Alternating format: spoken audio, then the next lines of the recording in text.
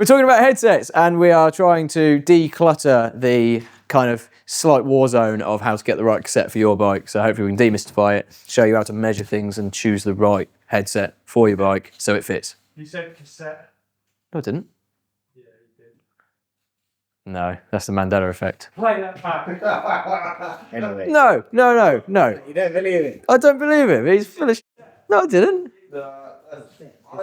Words are hard, all right? Yeah, well, no, they are, because I said cassette instead of headset. It's such a great catchphrase. I like it. That was like the time with Ansel. Yeah. So there are three main sort of types of headset.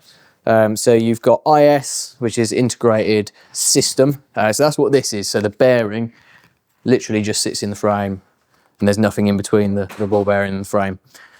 So if you come closer, you can see inside there you've got like a hole and then a bit of a chamfer around that supports the edge of the bearing.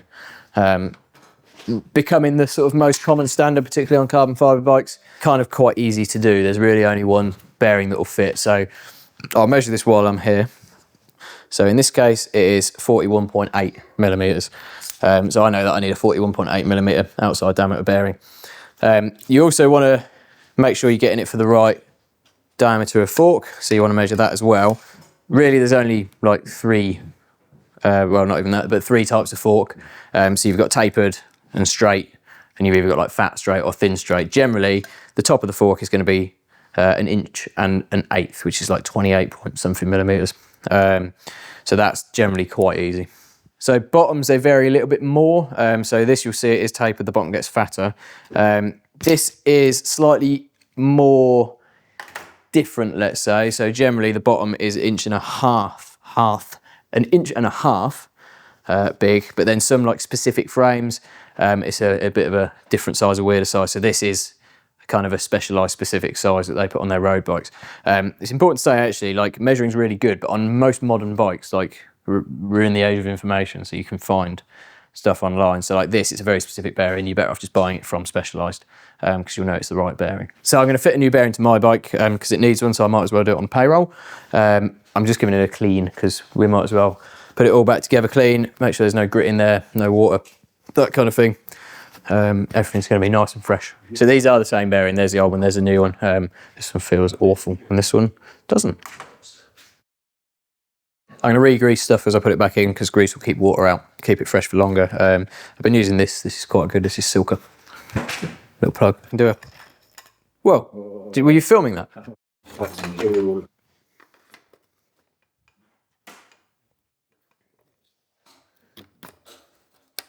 This is a Connoisseur's Touch. It's a slam set. It takes some stack out so I can get my bars even lower because I'm a racer. So we want to make sure it's preloaded right as well. The bearings are angular contact, so they need like some force from the top to push the balls into the races. That means this top cap needs to be pushing down on the stem or a spacer rather than the fork steerer because it needs to be pushing everything into place. So there's like a little gap around the top there between the top of the fork and the top of the stem. So there's room for it to kind of compress, which is what we want.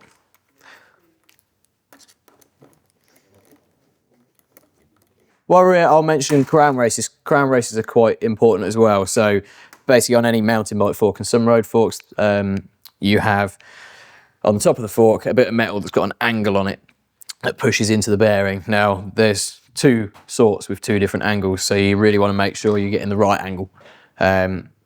So this is where it's always worth buying a full headset if you don't know, rather than just buying a bearing that might not work.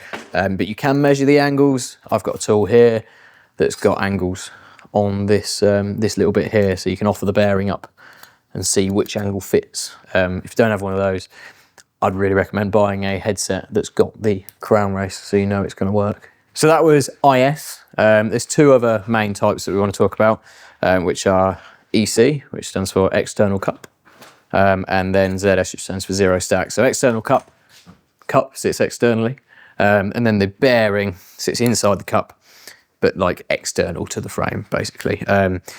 This is quite common on like a frame where the steerer tube is straight, but then the fork is tapered because that allows for the taper in the bottom of the fork. Zero stack is called zero stack because the bearing sits below the kind of top line of the frame. So it sits like inside that cup there.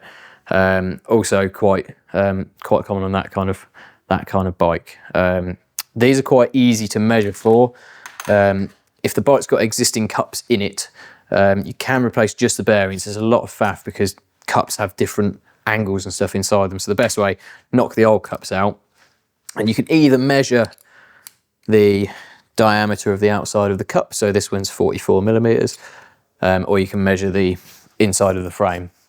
And then depending on what kind of fork you want to fit will dictate whether you go external or internal, because a straight steerer fork, you don't need all of this room, so you could hide the bearing inside the frame. What I'd probably recommend, a Hope headset is really, really good, because once you've got those cups in, they all take the same bearing. So like one lower bearing will do, this bearing for instance will do a 1.5 inch steerer tube fork, but in like any frame with a Hope cup basically, which is really nice. It kind of takes the faff out, which is good. So before we go, I'll just touch on a couple of last little bits. Angle adjust headsets is a thing. There are some aftermarket ones that will fit like any ZS frames. It's worth buying the bearing that's specific for that headset, just so you know you're getting it right. And then a lot of frames now, they come with angle adjust or reach adjust headsets from stock. So like this is from a Specialized Levo, Specialized cell headsets, and they will fit in this. So rather than buying aftermarket, I would probably always err on the safe side and get the bearing that you know is going to work with this, especially when you've got a lot of things that might move in the frame. You want to get it right. That's reach adjust. We're also seeing a lot of bikes now with cables and hoses going through the headset. So like the Epic 8, for instance, the hoses go through. That's an Uber specific bearing because it's got to be a small enough outside diameter to fit in a frame, but then a big enough inside diameter for the hoses to go through as well. So it's a really skinny bearing. So again, really, really specific. It is literally a bearing that's made for this bike and then a couple of other Specialized bikes that use this kind of system. So again, make sure you're just buying a Specialized specific headset. So Google's your friend. So that was headsets. Hopefully that uncomplicates it a little bit. If there's one thing that I really want to stress is it's really easy to just buy a whole headset, because you are cutting down the variables as to whether it's actually going to work on your bike. And also just ask. There's plenty of bike mechanics around like me. It's their job to know these things. So ask a bike mechanic and they're going to be able to get it right for you if you're struggling.